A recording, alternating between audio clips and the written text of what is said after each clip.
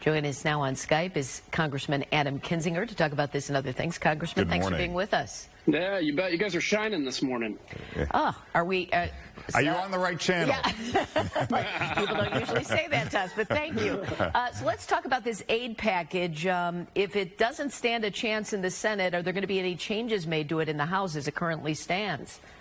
No, actually, I'm really disappointed that they're doing it because up to this point, we've done, I think, like 5 COVID-related bills starting back in February, and they've all been bipartisan. This one has had no Republican input. It's literally just a messaging bill, so it's going to allow Nancy Pelosi, the Democrats, to go back and say they voted for X, Y, and Z, and those Democrats didn't go for it. It's that. So maybe, I think we can get something done. It may be in a few weeks that's bipartisan, but I think this is an unfortunate sidetrack to all that. What specifically are they spending money on that you disagree with, and what would you like to spend money on that they're not? Well, look, it's not that I disagree with it. It's just right now, this is literally something that was written for $3 trillion. It's $1 trillion to state and local governments. We don't know what the actual impact is to state and local governments right now.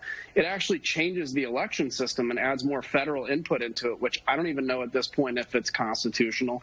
And it does things like gets rid of basically work requirements for welfare. And we know that when it comes to food stamps, having work requirements for able-bodied single people has actually been one of the biggest drivers to get people to work and to incentivize work. So it's massive, massive changes without even really thinking about it. So I think we're going to have to spend money, whether it's payroll protection, more direct payments, whatever that is. But maybe we can do that as both parties working together and getting some big things done, like we have literally every other bill related to this. We've seen outlying areas of Illinois, people standing up and representatives saying we want to be on a different time frame than Cook County, and we don't like the way the governor's laying out reopening the state. We see what they're doing in Wisconsin. What do you think should be happening here? Well, so I talked to the governor and asked him to regionalize the reopening, and that's when he made the adjustment to his order. So I think that was good. I don't like necessarily everything in that. For instance, I live in Grundy County. That's part of Chicago under this, which is nuts. But look, I think people need we have to start reopening this economy. We have to be flexible with shutdowns. But here's the other thing.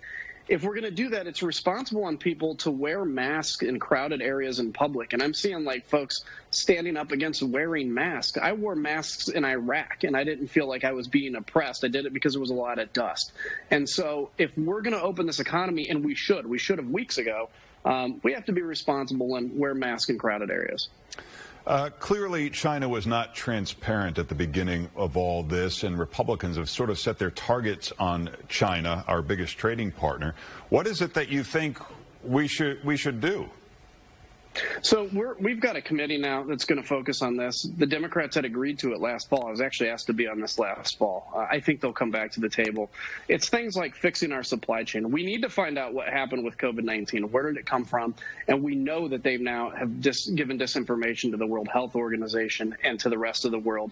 But we have to look at our vulnerabilities going forward. That is supply chain. That's technology. That's military. And that's, of course, information and space-based stuff. That's where we have to, as a country, kind of come behind this new, I hate to say it, but almost how we were in the Cold War, united and bringing the best and brightest forward to win this war without firing a shot. All right, Representative Adam Kinzinger, we appreciate you joining us this morning. Thank you. Anytime. Be back, guys.